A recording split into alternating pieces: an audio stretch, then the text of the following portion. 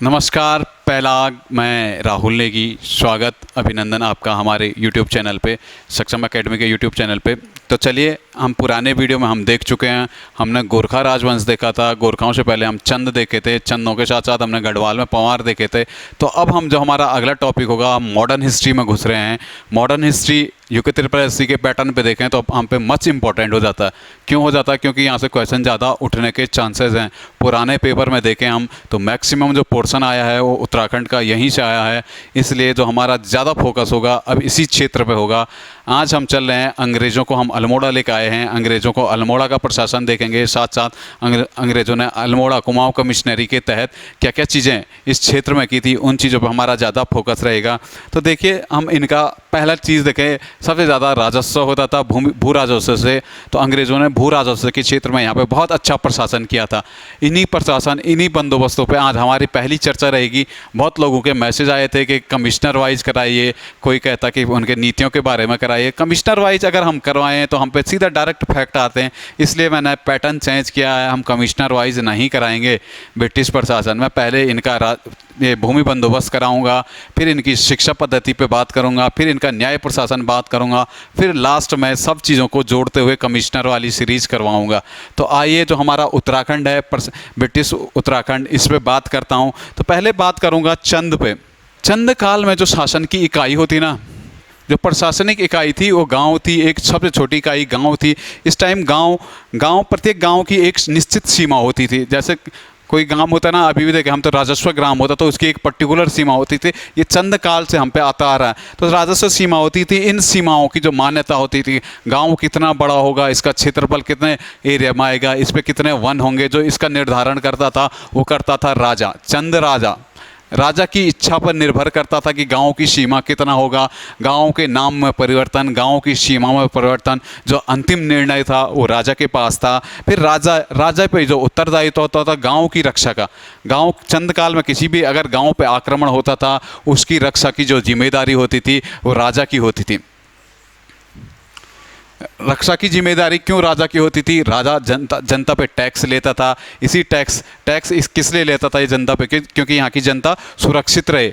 इसी कारण राजा का फर्ज था प्रत्येक गांव पे सुरक्षा का। हम देखेंगे फतेहपति शाह और जगत चंद के मध्य देखेंगे तो गढ़वाल क्षेत्र में बहुत आक्रमण हुए थे। कभी कोई किसी गाँव को लूट लेता था, फिर युद्ध होता था। यही कारण था इन युद्धों का कि गाँव की रक्षा का जो अंतिम उत्तरदायित्व था वो चंद काल में राजा पे था। चंदों के बाद देखें तो गोरखा देखो हम पे।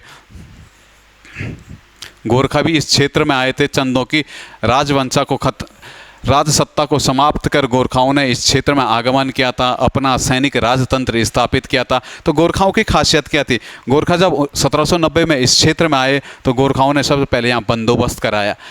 1791-92 में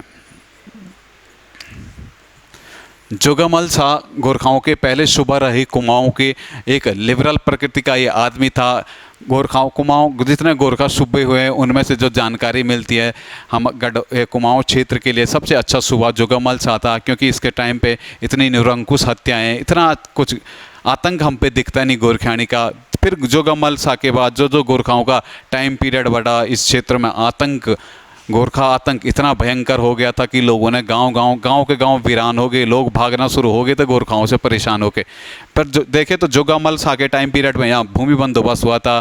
प्रत्येक बीसी भूमि पे 1 रुपया टैक्स लिया गया था। फिर देखिए गोरखाओं ने क्या किया कि गोरखाओं ने इस कुमाऊं क्षेत्र में पर्टिकुलर, उस टाइम तक गोरखा गढ़वाल को नहीं जीता था, कुमाऊं क्षेत्र में थे, कुमाऊं क्षेत्र से शासन कर रहे थे गोरखा। तो गोरखाओं ने क्या किया कि इस क्षेत्र में जो कुमाऊं में बंदोबस्त था ना, इस बंदोबस्त में प्रत्येक परंगने के लिए अलग अलग राजस्व सूचियां तैयार की। जो परंगना था, प्रत्येक परंगना गोरखाओं के टाइम पे जो कुमाऊं के परंगने थे, इन परंगनाओं के लिए अलग अलग राजस्व सूचियां तैयार की और इसका अनुमोदन भेजा नेपाल सरकार को। नेपाल सरकार से पूछा गया कि हम इस प्रकार यहाँ कुमाऊं क्षेत्र में ये चीज़ें करा रहे, इस पट्टी में हमारा इतना राजस्व का लक्ष्य है, हम ये प्राप्त करेंगे। मनमाने तरीके से अतार्किक इनकी व्यवस्था, पहली अतार्किक व्यवस्था थी। इन्होंने अपने मन हिसाब से चला। प्रत्येक परंगना में अलग अलग टैक्स सिस्टम इनका मिलता है। इसी कारण ये गोरखा ज़्यादा दिन यहाँ पे चल नहीं पाए। अब गोरखाओं के बाद यहाँ पे एंट्री होती है अंग्रेज़ों का हमने गोरखाओं के साथ बैटल देखा था, हम वहाँ पे लाल मंडी वाला किला वाला भी देखा था। फिर 27 अप्रैल को लाल मंडी में संधि हुई, फिर 2 दिसंबर को संगोली में संधि हुई, 4 मार्च को नेपाल सरकार ने इस संगोली की संधि की पुष्टि की और इसी के साथ गोरखाओं का अंग्रेज़ों का कुमाऊं क्षेत्र में आगमन हुआ। 3 मई 1815 पहला कमिश्नर आता अंग्रेज़ों का गार्डनर, साथ में इनके साथ था सहायक कमिश्नर ट्रेल। अब गार्डनर और ट्रेल को इस क्षेत्र में प्रशासन की उचित जिम्मेदारी दी गई। इस क्षेत्र में भूमि सुधार की जिम्मेदारी थी, इस क्षेत्र में शिक्षा के क्षेत्र में कुछ करना था, इस क्षेत्र को एक ब्रिटिश प्रशासन के हिसाब से चलाने की जिम्मेदारी थी। जिम्मेदारी जब गार्डनर और ट्रेल आए तो उन्होंने इस क्षेत्र में देखा कि ये क्षेत्र बड़ा विरल क्षेत्र है। जौनसार में जाओ तो इनकी अलग संस्कृति है, गढ़वाल में जाओ तो ये लोग अलग संस्कृति के हैं, साथ साथ भोटिया क्षेत्र में जाओगे तो इनकी संस्कृति थोड़ा बहुत डिफरेंट मिलती है, कुमाऊं की वैसे भी अलग ही संस्कृति है। फिर और जौहार क्षेत्र में जाते तो अलग अलग संस्कृति के, यहाँ पे एक सांस्कृतिक राज्य था, इसीलिए इन्होंने डायरेक्ट इस क्षेत्र में राज्य नहीं किया। अंग्रेज़ बड़े समझदार लोग थे, इन्होंने सीधा जो प्रशासन था डायरेक्ट नहीं किया। इन्होंने 1815 में नॉन रेगुलेशन प्रांत घोषित किया इसे। तो हिंदी में हम इसे कहते हैं गैर विनियमित क्षेत्र। नॉन रेगुलेशन प्रांत के तहत इसे गैर विनियमित क्षेत्र घोषित किया गया। इस क्षेत्र की कमिश्नर को स्पेशल पावर दी गई इस क्षेत्र में शासन चलाने के लिए, तभी से यहाँ पे कमिश्नर की पावर उठती गई। इसकी सांस्कृतिक विरासत को देखते हुए इसे गैर विनियमित क्षेत्र घोषित किया गया। फिर आगे भी देखेंगे हम, जब आंग्ल सिख युद्ध हो रहा था उस टाइम पंजाब को भी गैर विनियमित क्षेत्र किया गया था, सन भी लिख देता। इसके बाद जो गैर विनियमित क्षेत्र क्या था 1853 में पंजाब को, फिर पंजाब के साथ साथ हम देखेंगे तो लॉर्ड डलहौजी की हड़प नीति चल रही थी। हड़प नीति में इन्होंने क्या किया था, अवध को भी हड़प लिया था। तो 1856 अवध को भी इसी गैर विनियमित क्षेत्र घोषित किया गया था। यहाँ की सांस्कृतिक इनका कल्चर देख के इन्हें गैर विनियमित क्षेत्र घोषित किया गया। ये था नॉन रेगुलेशन प्रांत का फॉर्मूला उत्तराखंड क्षेत्र में क्यों चला था, क्योंकि यहाँ पे सांस्कृतिक विरासत थी। इस राज्य की एक अलग सांस्कृतिक विरासत है। अभी भी देखें तो अभी भी हमारा सांस्कृतिक राज्य है, हम पे कुंभ है, हम पे नंदा देवी राजजात है, हम पे मोस्टा मानू है। अलग अलग क्षेत्रों में अलग अलग हमारी सांस्कृतिक विरासत है। इस सांस्कृतिक विरासत को संयोजन में थोड़ा बहुत अंग्रेज़ों का भी रोल रहा है। तो उसके बाद 1815 में ये क्षेत्र घोषित हुआ। फिर 1816 में एक साल के भीतर 1816 में इस क्षेत्र में कुमाऊं कमिश्नर जो था इसे कर देते हम फर्रुखाबाद। कुमाऊं के जस्ट बगल में है फर्रुखाबाद। कुमाऊं कमिश्नरी को फर्रुखाबाद के अधीन कर देते हैं। कुमाऊं कमिश्नरी जो थी, जो ये कुमाऊं कमिश्नर था, इसे फर्रुखाबाद के अधीन इसे कुमाऊं कमिश्नरी को लाया जाता ब्रिटिशों के द्वारा। फिर 1836 में सेम ऐसा ही चलता रहा 16 से 36 तक। 1836 में इस हमारे उत्तराखंड बोलूँ या कुमाऊं बोलूँ, उस टाइम कुमाऊं कमिश्नरी के नाम से जाना जाता था। 2836 में इस फर्रुखाबाद का प्रोविजेंस का नाम चेंज करके लग गया नॉर्थ वेस्ट प्रोविजेंस का नाम चेंज करके, जो फर्रुखाबादी कमिश्नर था इसका नाम चेंज करके 1836 में लिख देते हैं हम नॉर्थ वेस्ट प्रोविजेंस। इसी के तहत उत्तराखंड यानी कुमाऊं कमिश्नर आया था 1836 में। कभी डायरेक्ट फैक्ट आएगा कुमाऊं क्षेत्र नॉर्थ प्रोविजेंस के अंतर्गत कब आया था, तो 1836 में आया था। 1836 में ही इसका नाम बदल के नॉर्थ वेस्ट प्रोविजेंस रखा गया था। फिर 1836 के बाद ये ऐसा ही प्रोसेसर चलता रहता है। ये प्रोसेसर चलता है 1902 तक। 1902 में इसका फिर नाम चेंज होता है। इसका नाम चेंज करके आगरा प्रोविजेंस रखा जाता है। फिर आगरा प्रोविजेंस के तहत उत्तराखंड का प्रशासन चलाया जाता है। फिर 1937 में चेंज करते हैं। 1937 में आपने पढ़ा होगा यूनाइटेड प्रोविजेंस। 1937 में उत्तराखंड वाले क्षेत्र चले जाता है यूनाइटेड प्रोविजेंस के पास। फिर जब तक उत्तराखंड स्वतंत्र नहीं हुआ था, भारत स्वतंत्र नहीं हुआ था, तब तक ये वाला क्षेत्र यूनाइटेड प्रोविजेंस के पास ही रहता है। बाद में यही यूनाइटेड प्रोविजेंस संयुक्त राज्य बनता है। बाद में इसी का नाम उत्तर प्रदेश, जीबी पंत की सिफारिश पे इसका नाम उत्तर प्रदेश पड़ता है। तो ये था। फिर देखें उत्तराखंड में उस टाइम अंग्रेज़ों के टाइम पीरियड में उत्तराखंड दो भागों में विभक्त था। गढ़वाल,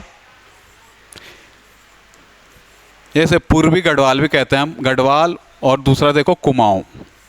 गढ़वाल और कुमाऊं में ये राज्य विभक्त था। गढ़वाल में उस टाइम स्थिति देखो तो इनका विस्तार देखो तो 11 परंगने और 86 पट्टियाँ, 11 परंगने और 86 पट्टियाँ। 11 परंगने गढ़वाल क्षेत्र में थे, साथ साथ 86 पट्टियाँ थी। अगर कुमाऊं क्षेत्र में जाऊं तो कुमाऊं में इस टाइम 19 परंगने और 125 पट्टियाँ, 19 परंगने थे और 125 पट्टियाँ थी। ये थी कुमाऊं का विस्तार, साथ साथ गढ़वाल का विस्तार, क्योंकि अंग्रेज़ जब आए थे कुमाऊं कमिश्नरी के तहत गढ़वाल और कुमाऊं पे एक साथ इन्होंने राज्य किया था। उस टाइम गढ़वाल में 21 परंगने 86 पट्टियाँ, कुमाऊं में 19 परंगने 125 पट्टियाँ थी। अब चलो इनके भू बंदोबस्त के तहत अंग्रेज़ों ने जो सबसे पहले इस क्षेत्र में आए थे तो सबसे पहले क्या करना था, गोरखा गांवों को वीरान करके जा चुके थे। गोरखाओं ने इनका टैक्स देके तो पहले तो जो भी राजा रहा मनुस्मृति के आधार पर चंदों ने लगाया, पंवारों ने लगाया, 1/6 भाग वसूलते थे। गोरखा आए तो गोरखाओं ने इस क्षेत्र में क्रूर शासन चलाया। पहले तो आए, ये तो पागल किस्म के आदमी थे, पहले आए खेत जला दिया, बाद में कहा टैक्स लाओ। किसी ने दे भी दिया, पुरानी फसल बची होगी, 100% टैक्स मान लिया। गोरखाओं को दास बनाना था, दास के रूप में राजस्व ज़्यादा मिलता था, इसलिए वो दास बनाने पे ज़्यादा फोकस करते थे। उन्होंने देखा है 100% दे दिया, फिर मनमानी ढंग से उन्होंने कह दिया अब 150% दे। आदमी ने व्यवस्था करा कि अगल बगल से 150% मांगा, इन्होंने कहा 200% दे। तो अब तो एक प्रकार से अतार्किक कर व्यवस्था थी गोरखाओं की, कैसे ना टैक्स सिस्टम देके 100% जितना होता था उतना ही कर के रूप में ले जाते थे। ज़्यादा ही चाहिए हो तो 200% का भी कर ये लगा लेते थे। तो इस कारण गांव के गांव वीरान हो चुके थे गढ़वाल और कुमाऊं दोनों क्षेत्रों में। अब अंग्रेज आएंगे तो अंग्रेज यहाँ का प्रशासन बड़े अच्छे तरीके से देखेंगे। पहले यहाँ की स्थिति देखी थी इन्होंने, अब देखिए प्रशासन और भू, पहले तो राजस्व जो इकट्ठा होगा वो भूमि से होगा, तो इसलिए जो इनका पहला कदम होगा वो भूमि बंदोबस्त पे होगा। तो चलिए अंग्रेज़ों के द्वारा किया गया भूमि बंदोबस्त पे हम चर्चा करेंगे। तो अंग्रेज़ों ने जो भूमि बंदोबस्त किया था, राजस्व सुधार के लिए अंग्रेज़ों ने इस क्षेत्र में भूमि बंदोबस्त कराया था। अंग्रेज़ों ने एक नहीं 12 भूमि बंदोबस्त, ब्रिटिश सरकार ने जब यहाँ रही, ईस्ट इंडिया कंपनी जब यहाँ रही तो इन्होंने एक नहीं पूरे 12 बंदोबस्त कराए थे इस क्षेत्र में। और जब से उत्तराखंड बना या भारत स्वतंत्र हुआ तब से केवल एक ही भूमि बंदोबस्त, तब से केवल एक ही भूमि बंदोबस्त इस क्षेत्र में हुआ। तो ये इतनी विकट समस्या है। 1960 के बाद अभी तक उत्तराखंड में दोबारा भूमि बंदोबस्त नहीं हुआ है। ये हमारी सरकार की विफलता का कारण है कि दोबारा कभी हमें भूमि मापी नहीं। तो देखो इनका प्रशासन देखते हैं थोड़ा। जो पर्वतीय उत्तराखंड एक तो पर्वतीय राज रहा है, तो पर्वतीय राज पे हमारा ज़्यादा फोकस रहेगा। फिर पटवारी का एग्ज़ाम आना है नवंबर में, तो पटवारी के एग्ज़ाम से पटवारी वाला पोर्शन भी हम पे थोड़ा बहुत इंपॉर्टेंट हो जाएगा। जो अगली वीडियो आएगी उत्तराखंड में पटवारी व्यवस्था पे आएगी। तो देखिए पर्वतीय क्षेत्रों में इनका प्रशासन देखिए, जो सबसे प्रशासन की जो प्रमुख इकाई थी, सबसे ऊपर जो था वो था जिला अधिकारी। जिला अधिकारी या डीएम बोलूँ तो जिले का जो प्रमुख स्थान जिसे प्राप्त होता वो डीएम को होता था। डीएमई के अधीन परंगना अधिकारी, उस टाइम परंगना चलते थे गढ़वाल और कुमाऊं क्षेत्र में, तो परंगना अधिकारी फिर उसी के अधीन आता था। फिर उनके अधीन तहसीलदार, तहसीलदार के बाद नायब तहसीलदार एनटी आता था, फिर कानून गो, और फिर प्रशासन की जो गांववार जो सबसे छोटी इकाई थी वो पटवारी थी। इसी कारण पटवारी व्यवस्था देखेंगे तो ज़बरदस्त एक व्यवस्था थी। 1873 से ये व्यवस्था हम पे लगातार चली आ रही है। अभी भी देखेंगे पटवारी राजस्व प्रमुख, अभी भी उत्तराखंड के 60% से ज़्यादा क्षेत्रों में पटवारी व्यवस्था है। पुलिस की बजाय हमने इस क्षेत्र में पटवारी व्यवस्था को प्रमोट किया है। तो पटवारी सबसे छोटी इकाई होती थी। फिर उससे ऊपर पटवारी जो अपनी रिपोर्ट देता था वो कानूनगो को देता था, कानूनगो तहसीलदार, तहसीलदार परंगना अधिकारी को, परंगना अधिकारी जिला अधिकारी, जो अंतिम जिले की जो रिपोर्ट होती थी वो जिला अधिकारी, फिर जिला अधिकारी के थ्रू कमिश्नर पे ये बात जाती थी कि इस क्षेत्र में ये समस्याएं हैं, इन समस्याओं का निदान करना है। तो ये था इनका प्रशासन। इस प्रकार से इन्होंने प्रत्येक गांव से ऊपर स्तर पे उठाया था। जो गांव से राजस्व वसूली का जो अधिकार था वो पटवारी को दिया गया। ब्रिटिश प्रशासन में जो गाँव से राजस्व वसूलने का अधिकार था वो पटवारी था। पटवारी एक प्रकार से पुलिस का भी काम करता था। किसी के वाद विवाद का निपटारा करना, कहीं पे कोई प्रशासनिक रिपोर्ट ग्रामीण स्तर पे बनाना होता तो वो पटवारी का काम था। आज भी कभी भी कोई भी वाद होता तो उसकी जो पहली रिपोर्ट जो बनती ग्रामीण क्षेत्रों में या पर्वतीय क्षेत्रों में वो पटवारी के द्वारा ही बनाई गई। तभी तो कहते हैं पटवारी पे बहुत पावर है भाई साहब, क्योंकि जो रिपोर्ट बनती ना पहली वो पटवारी के हाथ ही में होती है। तो ये था। तो आगे बढ़े। अब देखो अंग्रेज़ों का भूमि बंदोबस्त। पहला भूमि बंदोबस्त अब गार्डनर साहब 3 मई को इस क्षेत्र में आए थे। 3 मई 1815 को जब गार्डनर साहब इस क्षेत्र में आए तो गार्डनर ने देखा था इस क्षेत्र में जो भूमि की व्यवस्था है बहुत बेकार स्तर पे है। इस क्षेत्र में बंजर भूमि की संख्या ज़्यादा है, लोग कृषि क्षेत्र में इतना उत्साहित नहीं है। तो गार्डनर साहब इस क्षेत्र में ले आते हैं पहला भूमि बंदोबस्त। भूमि बंदोबस्त हुआ था गवर्नर के टाइम पीरियड में, लेकिन जो करवाया था इन्हीं के कमिश्नर रहे उस टाइम, सहायक कमिश्नर थे ट्रेल महोदय इस टाइम बंदोबस्त कराते हैं। ये बंदोबस्त होता है ट्रेल की अध्यक्षता में। प्रथम बंदोबस्त था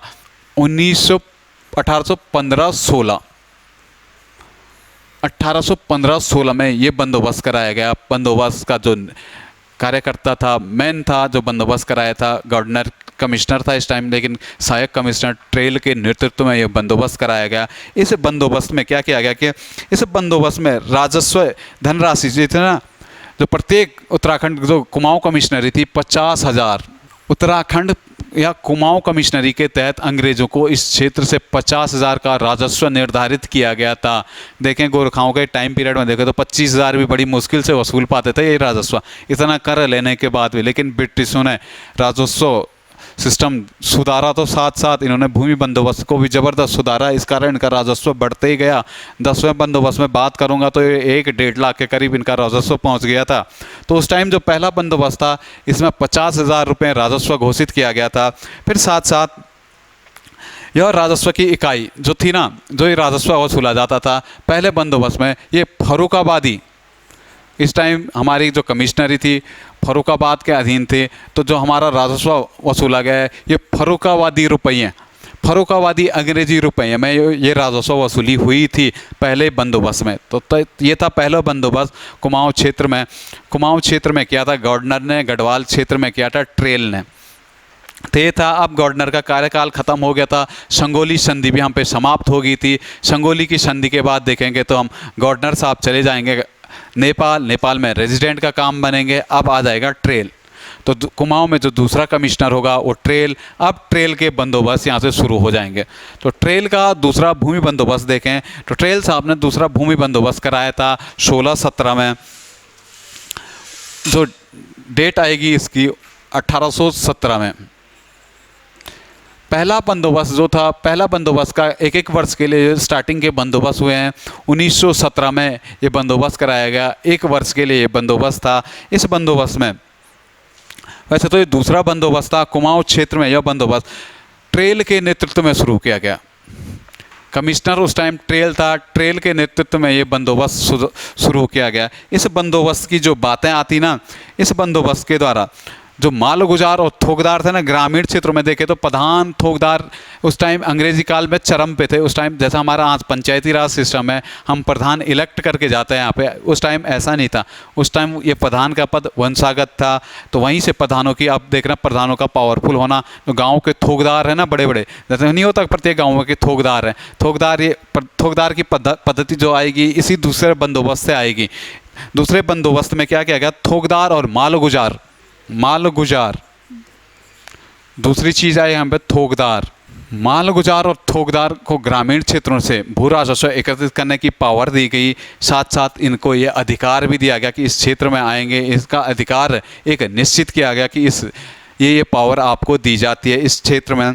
फिर देखिए इस बंदोबस्त में कुमाऊं क्षेत्र में इस टाइम जब ये बंदोबस्त हो रहा था, कुमाऊं क्षेत्र में इस टाइम थे 14 परगने, बाद में कम कर दिए गए।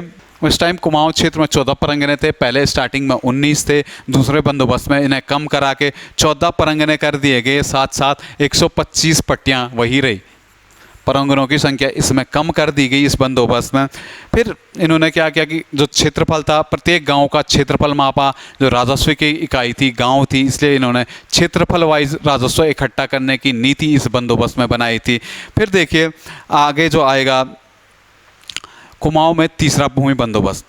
तीसरा भूमि बंदोबस्त कुमाऊं में हम पे इम्पोर्टेंट हो जाएगा, क्योंकि यहीं से पटवारी के पदों का सृजन होना शुरू हो जाएगा। कुमाऊं में तीसरा बंदोबस्त देखें, 1818 में ये तीसरा बंदोबस्त हुआ था। इसमें भी जो बंदोबस्त, दूसरा बंदोबस्त भी 1 साल का था। जो तीसरा बंदोबस्त आएगा, तीसरा बंदोबस्त भी ट्रेल साहब के नेतृत्व में होगा। कमिश्नर ट्रेल था। ट्रेल इस क्षेत्र में 7 से 8 बंदोबस्त कराता है लगातार। ट्रेल इस क्षेत्र में भूमि सुधार के क्षेत्र में लगातार काम करता है। तो तीसरा बंदोबस्त भी देखें तो 1818 में ट्रेल के नेतृत्व में हुआ था। इस बंदोबस्त की विशेष बात क्या रही कि यह बंदोबस्त पूरे उत्तराखंड क्षेत्र में था। सिर्फ एक क्षेत्र इन्होंने छोड़ दिया था, वो क्षेत्र था माणा वाला क्षेत्र। नीति माणा वाले क्षेत्र में भोटिया लोगों पे ये बंदोबस्त नहीं हुआ था। बाकी पूरे उत्तराखंड में तीसरा बंदोबस्त हुआ था। कभी क्वेश्चन बनता है कि तीसरे बंदोबस्त के अधीन उत्तराखंड का कौन सा क्षेत्र नहीं आया था, तो भोटिया वाला क्षेत्र था। नीति माणा वाले क्षेत्र में ये बंदोबस्त नहीं हुआ था। फिर इस बंदोबस्त में प्रत्येक ग्राम के लिए मालगुजारी नियत की गई थी। प्रत्येक ग्राम के लिए मालगुजारी राजस्व फिक्स किया गया, इतना देना है तो देना ही है। ये था तीसरा बंदोबस्त। इस बंदोबस्त में ये बातें हम पे आती है। फिर देखिए तीसरा बंदोबस्त से एक चीज़ और आती है। इस बंदोबस्त में सीमा शुल्क था ना, जिसे हम शायर भी कहते हैं सीमा शुल्क। इस बंदोबस्त में ये सीमा शुल्क समाप्त कर दिया गया। कभी क्वेश्चन बनेगा उत्तराखंड के परिवेश में कि सीमा शुल्क किस कमिश्नर के टाइम पीरियड में समाप्त किया गया। कमिश्नर उस टाइम ट्रेल था। 1818 में ट्रेली के नेतृत्व में ये बंदोबस्त हुआ था। यही अगर ज़्यादा ही डीप पूछा किस बंदोबस्त में हुआ था, तो तीसरे बंदोबस्त में हुआ था। 1818 में सीमा शुल्क ट्रेल द्वारा समाप्त कर दिया गया था, वो भी तीसरे बंदोबस्त के तहत। फिर इस बंदोबस्त में एक और चीज़ आएगी। इस बंदोबस्त के बाद उत्तराखंड क्षेत्र में पटवारी प्रथा का उदय शुरू हो जाएगा। ट्रेल साहब सिफारिश करेंगे। दूसरा बंदोबस्त है ना, जहाँ माल गुजारे और उनके अधिकार देखे थे, ट्रेल ने उस टाइम अनुमोदन भेजा था इंग्लिश सरकार को इस क्षेत्र में पटवारी व्यवस्था का। फिर 1919 में इस क्षेत्र में पटवारी के कुछ पदों का सृजन ट्रेल साहब करेंगे। ये था तीसरा बंदोबस्त। अब देखें चौथा बंदोबस्त। कुमाऊं क्षेत्र में चौथा बंदोबस्त 1820 में। जो चौथा बंदोबस्त था 1820 में, ये इस टाइम भी जो टाइम पीरियड था कमिश्नर था, ट्रेली था। ट्रेल के नेतृत्व में ये चौथा बंदोबस्त कराया गया था। ये बंदोबस्त पहले अभी तक हम जो 3 बंदोबस्त देखे थे, इनका टाइम पीरियड केवल 1-1 वर्ष का था। अब जो 1820 में जो बंदोबस्त होगा, अब बार बार ट्रेल ऐसा नहीं करना चाह रहा था कि प्रत्येक वर्ष बंदोबस्त कराए। इस टाइम ट्रेल ने अपनी नीति परिवर्तन की। अब जो नीति बनाएगा ट्रेल ने यहाँ पे बंदोबस्त कर दिया 3 वर्षीय। इसका टाइम निर्धारित किया 3 वर्ष। जो अब ये बंदोबस्त था ये 3 वर्ष के लिए था। पुराने जो सारे बंदोबस्त हुए वो केवल 1-1 वर्ष के लिए था। तो सबसे बड़ी बात इस बंदोबस्त की आती है, ये 3 वर्ष के लिए था। फिर कृषि भूमि की पैमाइश की माप नहीं। इस टाइम देखिए तो इस बंदोबस्त में खास बात क्या थी, इस बंदोबस्त में इन्होंने भूमि की माप के आधार पर ये बंदोबस्त नहीं किया था, बल्कि इन्होंने ये बंदोबस्त किया था बीज के आधार पे। बीज, एक क्षेत्र में कितना बीज बोया जाता है, इस आधार पे, यानी मुट्ठी व्यवस्था थी। बीज बोए जाने वाले बीज आधार पे था, बीज के आधार पे। जो चौथा बंदोबस्त था ये बीज के आधार पे था, ना कि क्षेत्रफल के आधार पे। इस बंदोबस्त की ये बात हम पे आई। फिर चौथा बंदोबस्त में देखें, चौथा बंदोबस्त में क्या था, 20 नाली जिस क्षेत्र में 20 नाली भूमि बोए जाती थी ना, उस क्षेत्र को कहते थे बीसी। इसी कारण इसे बीसी शाला बंदोबस्त भी कहा जाता है। बीसी शाला बंदोबस्त भी इसे कहा जाता है। फिर देखिए इस क्षेत्र में, अब देखिए ग्राम की सीमाओं को थोकदारों एवं मालगुजारों की सूचना के आधार पर इस बंदोबस्त में लिपिबद्ध किया गया था। जो एक ग्राम की सीमा थी, इसे किस प्रकार निर्धारित किए इस बारे में भी सोचा गया। अब जो ग्रामीण क्षेत्रों में ग्राम प्रधान, थोकदार या कमीण, श्याणा, मालगुजार लोग थे, इनके अनुमोदन पे ग्रामों की सीमाएं निर्धारित की गई। किस ग्राम की कितनी सीमाएं होगी, ये उस ग्राम का मालगुजार निर्धारित करता था, अनुमोदन करता था इंग्लिश सरकार को कि इस क्षेत्र की इतनी सीमाएं हो। ये था चौथा बंदोबस्त अंग्रेज़ों का। फिर अंग्रेज़ों का अब राजस्व धीरे धीरे बढ़ता जा रहा था। उत्तराखंड क्षेत्र में भी अब कृषि क्षेत्र में वृद्धि हो रही थी। वृद्धि क्यों हो रही थी, अब अंग्रेज़ लोग जब आए थे, अंग्रेज़ों ने कुमाऊं क्षेत्र में, तराई क्षेत्र में उस टाइम उतना कुछ था नहीं। अब अंग्रेज़ आएंगे, रैमजे भी आएंगे, इस क्षेत्र में सुधार करेंगे, इस क्षेत्र की भूमि, बंजर भूमि को कृषि योग्य बनाएंगे। इस क्षेत्र में ये नहरों का भी विकास कर रहे थे। तो जैसे ही खेती ज़्यादा होगी, अनाज भी ज़्यादा होगा, अनाज में फिर राजस्व भी अंग्रेज़ों को लगातार ज़्यादा मिल रहे थे। इस कारण अंग्रेज़ यहाँ लगातार रुचि रख रहे थे। अब देखिए तो अगला बंदोबस्त देखें इनका। अगला बंदोबस्त था पांचवा बंदोबस्त। पांचवा बंदोबस्त इम्पोर्टेंट हम पे हो जाता है। पांचवा बंदोबस्त से क्वेश्चन भी बन चुका है पहले। पांचवा बंदोबस्त जो था 1823 में था। ये भी 3 वर्षीय बंदोबस्त रहा था। पांचवा बंदोबस्त उस टाइम शक संवत पे बात करूं तो इस टाइम शकवत संवत था 1880 का। 57 जोड़ दें, क्योंकि शक संवत के लिए हम जाते हैं तो 57 जोड़ देते हैं किसी भी चीज़ में, तो हम पे हिंदू ये शक संवत आता है। उस टाइम 1880 का शक संवत चल रहा था। इसी कारण इस बंदोबस्त को 80 साला बंदोबस्त, इस बंदोबस्त को 80 साला बंदोबस्त के नाम से भी जाना जाता है। ग्रुप सी में डायरेक्ट क्वेश्चन बना था, 80 साला बंदोबस्त किस 80 साला बंदोबस्त को किस नाम से जाना जाता है। तो पांचवा बंदोबस्त 1823 में जो हुआ था, 80 साला बंदोबस्त के नाम से जाना जाता है। ट्रेल साहब ने करवाया था। 80 साला क्यों कहते हैं, क्योंकि इस टाइम शक संवत जो था 1880 का चल रहा था, इसी कारण इसे 80 साला बंदोबस्त के नाम से जाना जाता है। फिर इस बंदोबस्त पे आ जाओ तो ये बंदोबस्त जो था गढ़वाल और कुमाऊं क्षेत्र दोनों क्षेत्रों में किया गया था। इस बंदोबस्त की जो मेन बात आती है, इसमें गांवों के मालगुजारों और थोकदारों को बुलाया गया तथा उनसे जो जोत के आंकड़े थे ना, वो मालूम किए गए। इन आंकड़ों को मालूम किया कर ग्राम वाइज एक पुस्तक के रूप में इन आंकड़ों को इकट्ठा किया गया। अब देखिए जब इकट्ठा हुए तो अथक प्रयास के बाद पूरे गांव के एक आंकड़े इकट्ठे हुए। जोत की कितनी जोत भूमि है, इस बारे में तैयार किए गए। फिर पूरे ग्राम के लिए एक निर्धारित रकम निश्चित की गई। अब जब सारे आंकड़े इकट्ठे हो गए थे, प्रत्येक बुक में पता लग गया था इस क्षेत्र में इतना राजस्व, तो इन्होंने भी अब राजस्व इनकम नियत कर दी थी। राजस्व राशि नियत कर दी थी कि इस गांव से इतना राजस्व लेना है। बाद में जो ये राजस्व इनकम निश्चित की गई थी, उसका एक अनुपात जो राजस्व रकम जो नियत की गई थी, इनका एक अनुपात अब मालगुजारों और गांव के थोकदारों को देना शुरू हो गया। जो एक अनुपात में कुछ अनुपात में गांव के प्रधानों, थोकदारों और मालगुजारों को देना शुरू हो गया, क्योंकि ये लोग अंग्रेज़ों के प्रति वफादार थे। उस टाइम अंग्रेज़ों का राजस्व यही इकट्ठा करते थे। इसी कारण अब ट्रेल ने भी सोचा कि लोगों का विश्वास जितना है तो इस क्षेत्र के जो मालगुजार हैं उनको भी इसमें से एक अनुपात राशि दी जाए। ये था कुमाऊं में चौथा बंदोबस्त। इस बंदोबस्त को 80 साला नाम याद रखना जरूर, 80 साला बंदोबस्त के नाम से जाना जाता है। फिर ग्राम वाइज राष्ट्रीय व्यवस्था, इस बंदोबस्त में क्या था, एक पुस्तक बनाई थी, तो इस पुस्तक को ही हम क्या कहते हैं कि इसमें ग्राम वाइज राष्ट्रीय व्यवस्था को अपनाया गया। प्रत्येक ग्राम में कितने राष्ट्रीय व्यवस्था को अपनाया गया। फिर भूस्वामियों का नाम रजिस्टर में अंकित कराया गया। इसी पुस्तक में सबका नाम अंकित कराया गया था। यही पांचवा भूमि बंदोबस्त था। अब देखिए अगले भूमि बंदोबस्त पे आते हैं। तो अगला भूमि बंदोबस्त था हमें छठा भूमि बंदोबस्त। तो देखिए छठा भूमि बंदोबस्त 1829 में हुआ था। ट्रेल महोदय के नेतृत्व में हुआ था। इस बंदोबस्त के बारे में हमें ज़्यादा जानकारी तो मिलती नहीं, छोटे छोटे फैक्ट हम पे मिलते हैं। पहला फैक्ट जो मिलेगा, ट्रेल महोदय के नेतृत्व में हुआ था, 1829 में हुआ था। इस क्षेत्र का छठवां भूमि बंदोबस्त ये था ये बंदोबस्त जो था, ये बंदोबस्त था एक तमरीम भूमि बंदोबस्त के नाम से भी इसे जाना जाता है। कभी क्वेश्चन बनेगा तमरीम भूमि बंदोबस्त के नाम से किसे जाना जाता है, छठे बंदोबस्त के भूमि बंदोबस्त को जाना जाता है। इस बंदोबस्त के बाद इस क्षेत्र में, कृषि क्षेत्र में बहुत सुधार हुआ और पहली बार अंग्रेज़ों को छठे भूमि बंदोबस्त के बाद जो इनकी राजस्व इनकम थी ये 1 लाख के करीब पहुँच गई थी।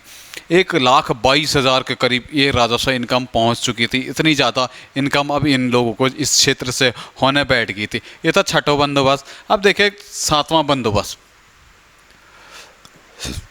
इस क्षेत्र में सातवां बंदोबस्त। अब देखिए कुमाऊं क्षेत्र में इस टाइम 1832-33 की बात है, ट्रेल का शासन था। ट्रेल के शासन में अंतिम बंदोबस्त था। इसके टाइम कुमाऊं क्षेत्र में देखें तो भारी वृष्टि, इस क्षेत्र में बहुत ज़्यादा वर्षा हुई थी। वर्षा होने के साथ साथ भूस्खलन हुआ था। तो वर्षा और भूस्खलन के कारण इस क्षेत्र में ज़मीनों का बहुत कृषि योग्य जो ज़मीनें थी इस क्षेत्र में कटाव बहुत ज़्यादा हुआ था। कटाव हुआ तो फलस्वरूप जो इस क्षेत्र के काश्तकारों द्वारा इस क्षेत्र में बंदोबस्त की मांग की गई थी। पहली बार स्थानीय स्तर पर काश्तकारों द्वारा किसी बंदोबस्त की मांग की गई थी तो वो सातवां बंदोबस्त था। ट्रेल महोदय से मांग की गई कि आप इस क्षेत्र में बंदोबस्त कर दीजिए। फिर ट्रेल भी इन बातों को ध्यान में लेते, अपने संज्ञान में लेते, इस क्षेत्र में बंदोबस्त कराता है, जिसमें किसानों द्वारा फिर क्या करता है, किसानों द्वारा जो विस्तार की गई भूमि, इसके लिए एक राजस्व निर्धारित किया गया। यह बंदोबस्त 1 साल की अवधि तक ही चला। इसका टाइम पीरियड जो था वो 1 ही वर्ष था।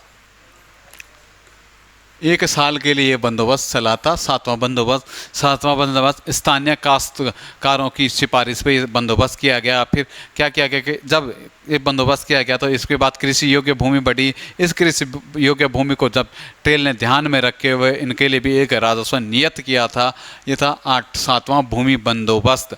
सातवां भूमि बंदोबस्त के बाद अब चलते हैं आठवां भूमि बंदोबस्त। सबसे ज़्यादा डाउटेबल क्वेश्चन, अब तो आयोग ने भी इसे अलग से कर दिया। आठवां भूमि बंदोबस्त क्या था कि जब ट्रेल हट चुके थे इस क्षेत्र से, कमिश्नर आ चुके थे अब गोयन। 1834-35 के आसपास ये बंदोबस्त चला था। अब गोयन इस क्षेत्र में आ चुके थे ट्रेल के बाद जब गोयन आए तो शासन द्वारा उन्हें, ब्रिटिश सरकार द्वारा उन्हें निर्देश दिया गया था कि आप इस क्षेत्र में बंदोबस्त कराइए। तो आठवां बंदोबस्त इस क्षेत्र में होना था और जनता को इस बात के लिए राजी करें कि इस बंदोबस्त करा रहे हैं हम, इसलिए जनता का भी आपको समर्थन चाहिए। तो जनता को भी राजी कराना था गोयन द्वारा। गोयन की यहाँ पे अग्नि परीक्षा होनी थी क्योंकि जनता विरोध कर रही थी उस टाइम इस बंदोबस्त का। क्यों विरोध कर रही थी? क्योंकि पहले जो बंदोबस्त थे हम पे, पहले 1 साल के लिए थी, फिर 2 साल के लिए थे, फिर 5 साल के लिए थे। अब का जो बंदोबस्त था ये 20 वर्ष के लिए था। 20 वर्ष के लिए जब ये बंदोबस्त होना था तो स्थानीय जनता नाराज़ थी। इसीलिए गोबन को ये बात बताई गई कि आप जनता को राजी करें इस बंदोबस्त के लिए। फिर गोबन इस काम में सफल नहीं हो पाए। कुमाऊं में जनता द्वारा इसका लगातार विरोध रहा। विरोध क्या रहा, इतना तीव्र विरोध हुआ कि गोयन को भी ये बंदोबस्त कार्य आधे में ही छोड़ना पड़ा। ये पूर्ण नहीं हो पाया। इस बंदोबस्त को स्थगित कर दिया गया। यह आठवां बंदोबस्त था। इस बंदोबस्त को 1834 में स्थगित कर दिया गया। यही बंदोबस्त सबसे बड़ा डाउटेबल है हम पे, क्योंकि हम पे अधीनस्थ चयन आयोग में 9वां भूमि बंदोबस्त पढ़ाया गया था। किसी की पूछा गया था 9वां भूमि बंदोबस्त, किसी की किताबों में इसे 8वां भूमि बंदोबस्त माना गया है और किसी किताब में इसे नहीं माना गया। तो डाउट सबसे ज़्यादा यहीं पे होता है 8वां भूमि बंदोबस्त कौन सा था। हम लोग इसे ही मान के चलेंगे क्योंकि अब आयोग ने जो 9वां भूमि बंदोबस्त दिया वो 1839 से 41 वाला दिया। तो अब हम पे सही डाटा है, मतलब हम अब इसी के अकॉर्डिंग चलेंगे। पहला हमारा 8वां भूमि बंदोबस्त 1840 वाला हम पढ़ते थे, लेकिन अब हमें चेंज कर दिया पैटर्न। अब हम 8वां भूमि बंदोबस्त इसे ही मानेंगे क्योंकि आयोग का हम पे आंसर आ चुका है। तो 8वां भूमि बंदोबस्त 1834 में हुआ था। स्थानीय लोगों के विरोध के कारण ये बंदोबस्त स्थगित करना पड़ा, इसीलिए इसमें ज़्यादा जानकारी हम पे मिलती नहीं। अब आ जाइए 9वें भूमि बंदोबस्त पे। 9वां भूमि बंदोबस्त 1942 से 1946, 1842 से 1846 के मध्य ये बंदोबस्त चला था। हम पे क्वेश्चन आया था 746 में कि नवा भूमि बंदोबस्त कब चला था। यशवंत सिंह कटौच के अनुसार आया था, उनके बुक में 1839 से 1841 के मध्य दिया है। 1839 से 1841 के मध्य गढ़वाल क्षेत्र में इस भूमि बंदोबस्त का सर्वेक्षण किया गया था। फिर 1942 से ये बंदोबस्त शुरू हो जाता है। तो इस बंदोबस्त पे बातें आते हैं। जो ये नौवां भूमि बंदोबस्त था, ये बंदोबस्त कराएगा। अब गोबन के बाद भी कमिश्नर चेंज हो सका था। नौवां भूमि बंदोबस्त था बेटन, इस टाइम कमिश्नर आ गया था बेटन द्वारा ये बंदोबस्त कराया जाता है। अब बेटनी की बारी आएगी। बेटन का द्वारा नौवां भूमि बंदोबस्त कराया गया था। सनों पे थोड़ा बहुत अलग अलग है, क्योंकि बेटन का कार्यकाल कभी कभी हमें ज़्यादा मिलता है, तब भी फिर भी किताबों में जो लिखा है तो क्या कर सकते हैं इस बारे में। अब जो ये बंदोबस्त था, इस बंदोबस्त में 20 वर्ष के लिए ये बंदोबस्त था। पहला बंदोबस्त 20 वर्ष के लिए कर रहे थे तो असफल हुआ। अब का बंदोबस्त 20 वर्ष के लिए था। इसमें एक तो आसामीवार फ़ॉन्ट तथा फ़ॉन्टों में हिस्सेदारों और खायकर हिस्सेदारों का उल्लेख किया गया था। आसामी फ़ॉन्ट और फ़ॉन्टों में उपस्थित हिस्सेदार और खायकरों के हिस्सों का उल्लेख इस बंदोबस्त में किया गया था। प्रत्येक बेटन ने इस बंदोबस्त में प्रत्येक हिस्सेदार, खायकर, सिरतान के लिए नियम का निर्धारण किया था। बेटन इस बंदोबस्त में क्या करता है, प्रत्येक खायकर, सिरतान, मालगुजार, इन सब के लिए नियम का निर्धारण करता है। साथ साथ इनके हिस्से भी इनका निर्धारित करता है। फिर जंगलों का हक, जंगलों पे कौन सा किसका हक रहेगा, ये हक हकूक भी निर्धारित इसी बंदोबस्त में बेटन द्वारा किया गया। गाँव के आसपास जैसे दो गाँवों का कभी कभी एक ही जंगल होता, कितना अधिकार में किसका जंगल रहेगा, किसका इस क्षेत्र में अधिकार होगा, ये हक हकूक जंगलों के जो निर्धारित किए थे ये बेटन ने किया था। इसी बंदोबस्त के बाद किया था। फिर स्याणाचारी, थोकदार तथा हिस्सेदारों के लिए दस्तूर जो था ना, दस्तूर दिया जाता था। दस्तूर एक कर था जो स्याणा और कमीण को दिया जाता था। ये दर नियत की गई थी बेटन द्वारा इसी बंदोबस्त में। स्याणा, थोकदार और हिस्सेदारों के लिए दस्तूर का नियम कायम किया गया था कि उन्हें दस्तूर देना पड़ेगा। फिर बंदोबस्त में गांव की सीमाओं को लिपिबद्ध किया गया, जिसे कि चकनामे के नाम से जाना जाता था। जो गांवों का भूमि बंदोबस्त था, इसे एक लिपिबद्ध कर इसे जो बंदोबस्त गांवों का था, इसे चकनामा, जो गांवों के भूमि बंदोबस्त को लिपिबद्ध कर इसे चकनामे के रूप में जाना जाता था। ये जो चकनामा के रूप में जाना जाता था भूमि बंदोबस्त, नौवें भूमि बंदोबस्त के अधीन ये था। फिर इसके बाद देखो तो इसे 80 साल बंदोबस्त के बाद ग्राम की सीमाओं का निर्धारण का ये दूसरा बंदोबस्त था। पहले 80 साल बंदोबस्त 1823 में हुआ था, 80 का संवत था, इसीलिए 80 साल बंदोबस्त कहते हैं। उसमें भी ग्रामों की सीमाओं का निर्धारण किया गया था। उसके बाद जो ग्रामों की सीमा का निर्धारण की बात करेगा, ये नौवां भूमि बंदोबस्त था।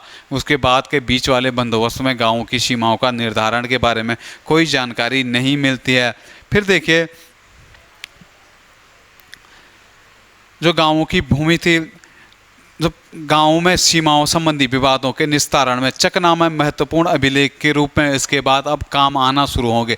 यही चकनामे, अब चकनामा बन गया था प्रत्येक की सीमाओं का। अब कभी दो ग्रामों का झगड़ा होता था तो झगड़े का जो निर्धारण किया जाता था इसी चकनामे के तहत किया जाता था। जो भी वाद विवाद पर निर्णय दिया जाता था इसी चकनामे, जो चकनामे के बात आएगी नौवां भूमि बंदोबस्त 1942 से 46 के मध्य आएगा। तो धन्यवाद दोस्तों, आज हम नौवें बंदोबस्त पे बात कर चुके हैं। जो हमारी अगली वीडियो आएगी इसमें 9वां, 10वां, 11वां, 12वां बंदोबस्त पे बात करूंगा। फिर साथ साथ उत्तर प्रदेश का भी देखूंगा, कुंजा एक्ट, कुमाऊं जमींदारी एवोल्यूशन एक्ट पे बात करेंगे। फिर इस क्षेत्र में हम पटवारी देखेंगे, पटवारी प्रशिक्षण संस्थान देखेंगे, पटवारी का कार्य देखेंगे। साथ साथ जो अमीन, दीवान, ये लोगों के पद थे, कब सर्जन किए गए, कब हटाए गए, पटवारियों के पदों का सर्जन, पटवारियों को पुलिस की पावर कब दी गई, इन बारे में हमारी अगली वीडियो पे चर्चा होगी। तब तक के लिए धन्यवाद दोस्तों, मिलते हैं जल्दी।